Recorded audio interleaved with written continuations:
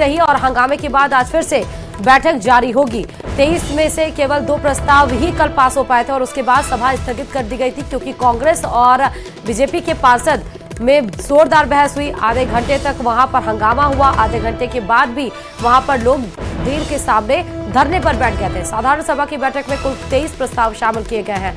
आज दोपहर 12:30 बजे फिर की जानी है साधारण सभा की बैठक और जिन पार्षदों ने सुझाव भेजे उन्हें भी एजेंडे में शामिल किया जाएगा। संचालन समितियों के विचार विमर्श का प्रस्ताव भी एजेंडे में शामिल है। आज वर्किंग कमेटी पर विचार विमर्श पर विवाद संभव बताया जा रहा है, यानी कि आज जब वर्किंग कमेटी पर बात की जाएगी तो उस पर भी यह माना जा रहा है पहले से ही कि कांग्रेस और बीजेपी के पार्षद आज फिर से इस मुद्दे पर भिड़ सकते हैं। इस मुद्दे पर आज फिर से विवाद हो सकता है।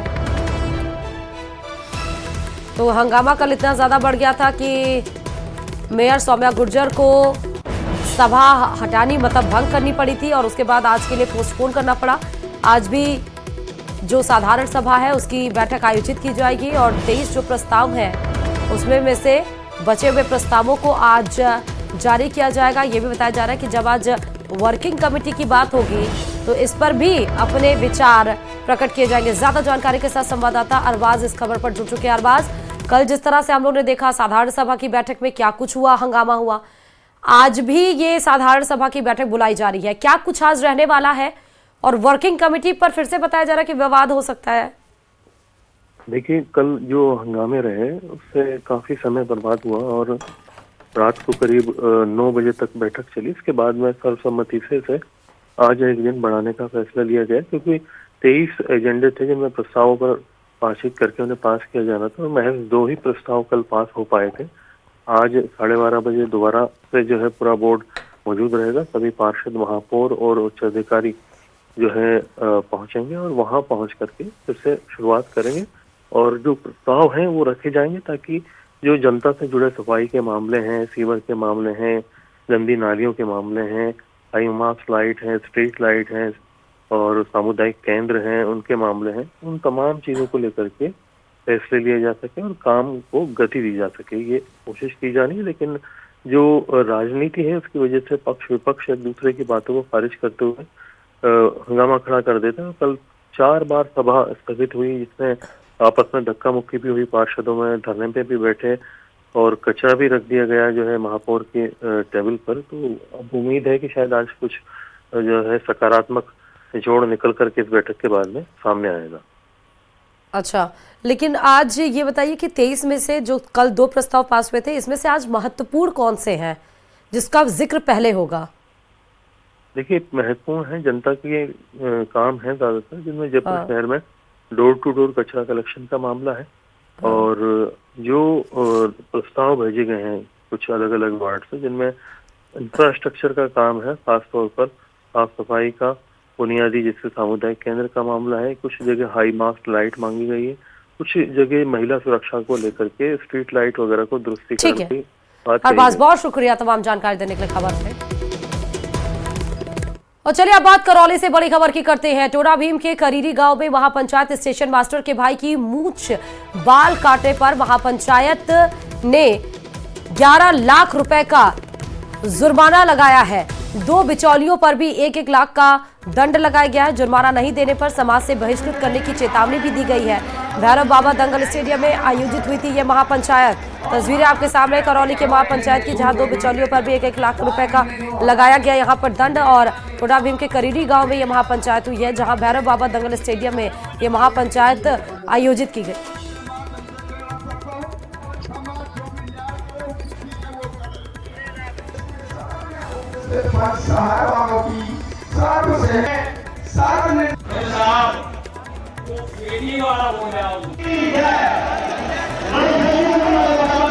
संवाददाता ज्यादा जानकारी के साथ संवाददाता धर्मेंद्र इस खबर पर जुड़ चुके हैं। धर्मेंद्र, ये जो महापंचायत हो रही थी इसको लेकर स्टेशन मास्टर के भाई की मूंछ बाल काटने पर महापंचायत जो आयोजित की गई है, इसमें क्या कुछ अपडेट्स है? देखिए, बताना चाहूंगा इस महापंचायत के निर्णय में ये रहा कि जो लड़की पक्ष के गांव में जब लड़के पक्ष पर 11 लाख रुपए का जुर्माना लगाया गया था, उसे उन्होंने निरस्त कर दिया। साथ ही लड़की पक्ष पर 11 लाख रुपए का जुर्माना लगाया है। 2 बिचौलियों पर भी 1-1 लाख रुपए का जुर्माना लगाया गया है। साथ ही अगर 15 दिन में जुर्माना जमा नहीं कराया गया तो उसे समाज से बहिष्कृत करने की भी चेतावनी दी है। इसके साथ ही आगे कुछ अन्य जो सामाजिक बुराइयां हैं उनको भी दूर करने पर चर्चा की गई थी। जी अच्छा, बताया जा रहा है कि 2 बिचौलियों के ऊपर भी ये दंड लगाया गया है। जी बिल्कुल, 2 बिचौलियों पर भी 1-1 लाख रुपए का जुर्माना लगाया गया है और वही उनको भी समाज से बहिष्कृत करने की चेतावनी दी है अगर जुर्माना जमा नहीं कराया जाता है तो। ठीक है, बहुत शुक्रिया धर्मेंद्र तमाम जानकारी देने के लिए खबर पे। और चलिए अब बात दिल्ली से बड़ी खबर की। मुख्यमंत्री भजनलाल शर्मा का दिल्ली दौरा आज भी होने वाला है। आज भी वो जनसभा को संबोधित करेंगे। दरअसल वो कल ही दिल्ली पहुंचे थे और कल ही 2 जनसभाओं को संबोधित किया था। बीजेपी के पक्ष में माहौल बनाते हुए भजनलाल शर्मा नजर आए थे और वहीं जनसभा के मंच से उन्होंने कहा कि इस बार दिल्ली की सत्ता पर कोई काबिज होने वाला है तो वो कोई और नहीं, सिर्फ और सिर्फ बीजेपी है। आज भी माहौल को टाइट करते हुए बीजेपी उम्मीदवार के पक्ष में वोट की अपील जनसभा में की जाएगी। कल शाम 2 विधानसभा क्षेत्र को संबोधित किया गया था। ये भी आपको बता दें कि 5 फरवरी को 70 सीटों पर चुनाव होने हैं एक ही फेज में और इसके लिए सभी पार्टियां अब पूरी तरीके से चुनावी मैदान में उतर चुकी हैं। बीजेपी के टॉप लीडर्स को ये कमान संभाली गई है बीजेपी की, ताकि बीजेपी का माहौल अच्छा बन पाए दिल्ली में और बीजेपी इस बार दिल्ली की सत्ता पर काबिज हो पाए।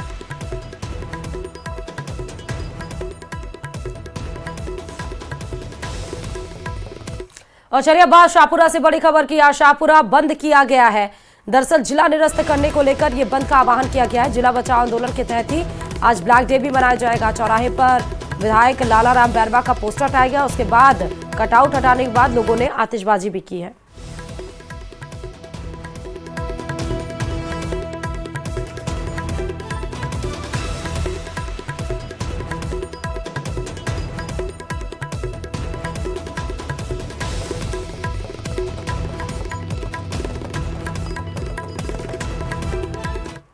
और चलिए उदयपुर से भी बड़ी खबर है। अहमदाबाद जा रही निजी बस पलट गई है। खेरवाड़ा कस्बे के बीच ये हादसा हुआ है।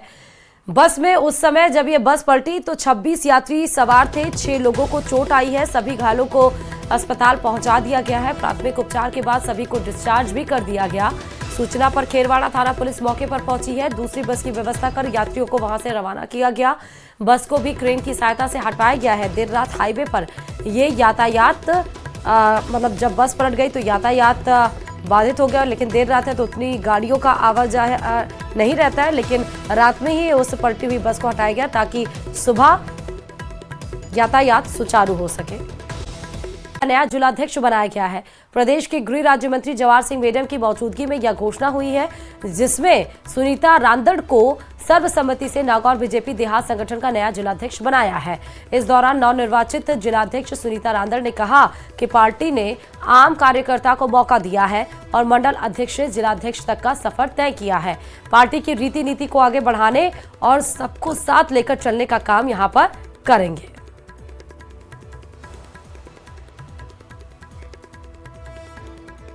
भारतीय जनता पार्टी कार्यकर्ताओं की पार्टी और एक मंडल अध्यक्ष से लेकर जिलाध्यक्ष तक का मैंने सफर तय किया, तो इसकी रीति नीति से आप और हम सभी वाकिफ हैं और निश्चित रूप से बहुत बड़ा दायित्व है जो संगठन ने मुझे विश्वास करके दिया है। नागौर देहात में अब पार्टी और मजबूती से और बहुत तेजी से आगे बढ़ेगी। महिलाओं की हम ज़्यादा से ज़्यादा भागीदारी बढ़ाएंगे और यहाँ कहीं भी किसी भी वरिष्ठ कार्यकर्ता को कोई शिकायत का मौका नहीं रहेगा। श्री रामलाल कोटलिया और नागौर देहात में श्रीमती सुनीता रांदड़ को जिलाध्यक्ष घोषित किया गया है। मैं उम्मीद करता हूं कि संगठन की रीति नीति और विचारधारा को आगे बढ़ाते हुए सभी कार्यकर्ताओं को साथ लेकर संगठन की मजबूती के लिए काम करेंगे। डिडवाना के कुचामन सिटी में विश्व जाट महासभा के उपाध्यक्ष ने पीएम और राष्ट्रीय पिछड़ा वर्ग आयोग के नाम ज्ञापन सौंपा है। ज्ञापन में भरतपुर धौलपुर के जाटों को केंद्र में ओबीसी आरक्षण की मांग की गई है। ज्ञापन में यह भी कहा गया है कि भरतपुर धौलपुर के जाटों को प्रदेश में ओबीसी वर्ग आरक्षण का लाभ मिल रहा है, लेकिन केंद्र में भरतपुर धौलपुर के जाटों को आज भी ओबीसी वर्ग आरक्षण का लाभ नहीं मिल रहा। साल 2021 को जब जाटों ने चक्का जाम का ऐलान किया था तो तत्कालीन मुख्यमंत्री अशोक गहलोत ने 28 दिसंबर 2021 को दोनों जिलों के जाटों को केंद्र में ओबीसी का आरक्षण देने के लिए केंद्र सरकार को सिफारिश पत्र लिखा था, लेकिन अभी तक दोनों जिलों की जाटों को केंद्र में आरक्षण नहीं दिया गया। विश्व जाट महासभा के उपाध्यक्ष का यह भी कहना है कि अगर उनकी मांगे नहीं मानी गई तो वो लोग धरना प्रदर्शन करेंगे। में भरतपुर और धौलपुर के जाट वर्ग को केंद्र में ओबीसी आरक्षण में नहीं जोड़ा गया है। यहाँ राज्य में ओबीसी आरक्षण में है लेकिन केंद्र में नहीं है, जिसको लेकर भरतपुर और धौलपुर के जाट वर्ग के युवाओं के साथ अन्याय हो।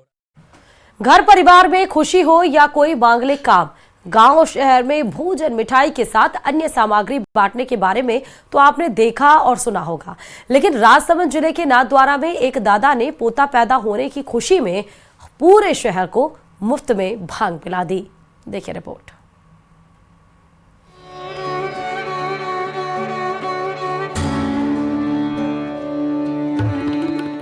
कांग्रेस के नेता ने कर दिया कमाल, पोते की खुशी में बांट दी फ्री भांग। भांग के नशे में चूर हो गया शहर, लाउड स्पीकर लगाकर कराई मुनादी।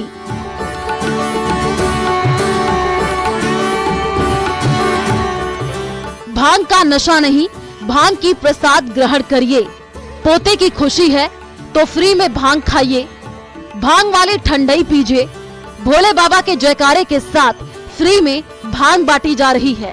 राजसमंद के नाथद्वारा नगर पालिका के पूर्व उपाध्यक्ष श्यामलाल गुर्जर भांग बांट रहे हैं। शहर को नशे में चूर होना है। आज कांग्रेस के नेताजी के घर में पोता आया है।